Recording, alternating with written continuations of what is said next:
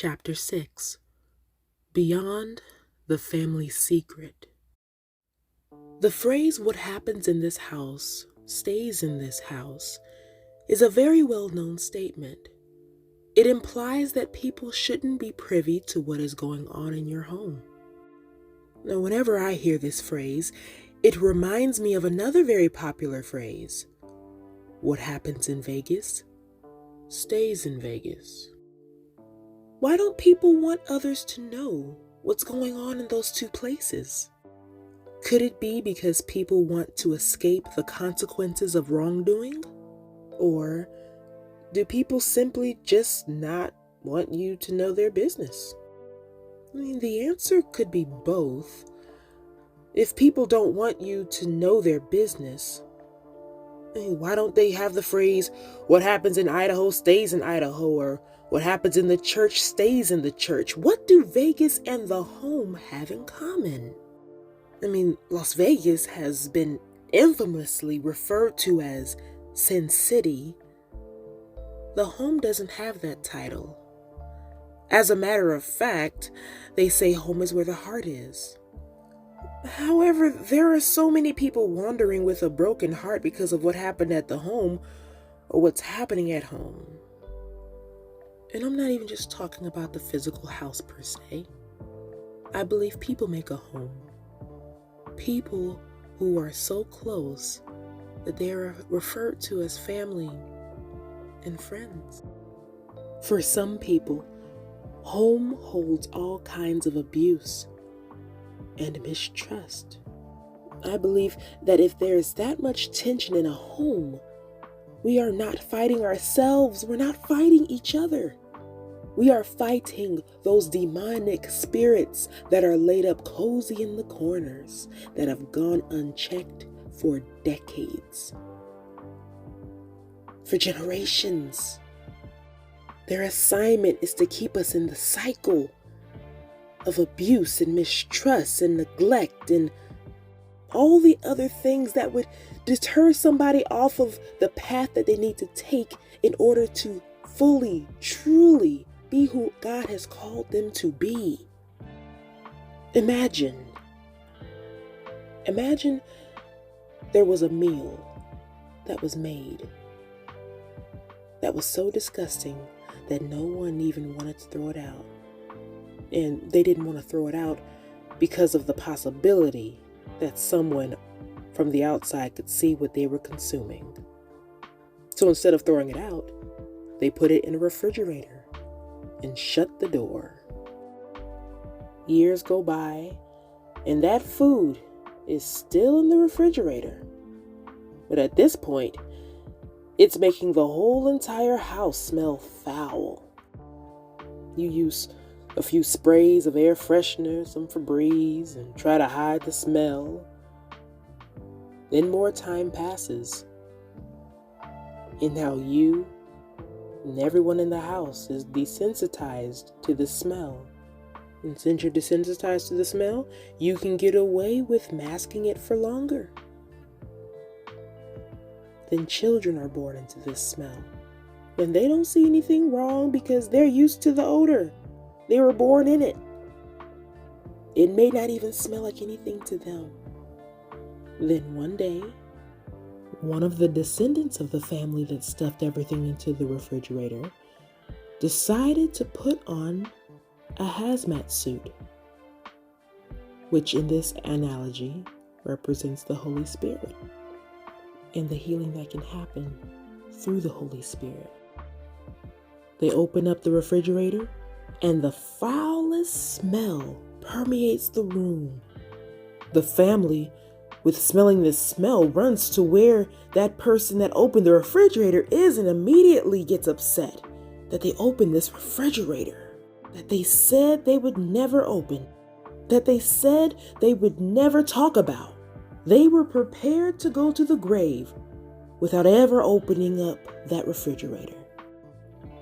The person in the hazmat suit puts on their gloves and says one word that nobody else in the family had the guts to say: enough. And with that, they start to go through the guck in that refrigerator. This is what I believe therapy looks like. This is how I feel writing this book. Going through that muck and admitting that living in this is a problem, that living in abuse for generations is a problem, that living from people having divorces from generation to generation is a problem, that fatherless homes are a problem, is crucial. A lot of the time, clearing out that refrigerator will look and get worse the deeper you go. Remember, this is years and generations of nobody opening that refrigerator. But it's necessary. It's necessary for your healing. It's necessary for the family's healing. It's necessary for your children's healing and their children's healing and their children's children's healing. We will be the reason why our babies and our babies' babies will be free. It's necessary. It's necessary in order to reach irreversible healing. I believe that home is sometimes, unknowingly, the resting place for demonic spirits who have followed the family generation after generation. God confirmed this to me in a dream. In this dream, I found myself in a dark, abandoned library. Everywhere I looked, there were books. Books on the shelves, books on the floor, books on the tables. Aware that this was a dream, I felt an inexplicable urge to look under a stack of misplaced books. At the bottom of the pile, I found a very large book. It was wider than me and as thick as my torso. Upon opening the book, I noticed annotations scattered throughout the pages. And as I flipped through it, I recognized my father's handwriting on one of the pages. Right at that moment, the jingling sound of keys broke the silence. Someone was about to enter the library. I swiftly closed the book and moved towards the only exit, which ironically is the direction from which the sound of the keys was coming from. A strong desire to open the book and locate the page with my father's handwriting overwhelmed me. But as I approached the exit, which was a mere 3 large steps away from where the book was, I came face to face with an evidently irritated custodian. He asked me how long I had planned to stay. I assured him that I merely wanted to find one page in a book that I had been looking at, and then I'd be out of his way. He grudgingly permitted me to proceed. I hurried back to the book, flipping through the pages as fast as I could, and finally found the page with my father's handwriting. Eager to analyze the annotations at my own convenience, I took out my phone to capture an image of the page. As I did so, a symbol lifted off of the page and expanded until it was as white as my face. I extended my hand to touch this symbol. The moment I did, the dark library transformed instantaneously into a vast white room, reminiscent of the set Michael and Janet Jackson used for their multi-million-dollar music video Scream. The custodian, now donned in a business casual suit, rapidly approached me. "Oh, it's you! Oh, so glad you could make it!" he exclaimed.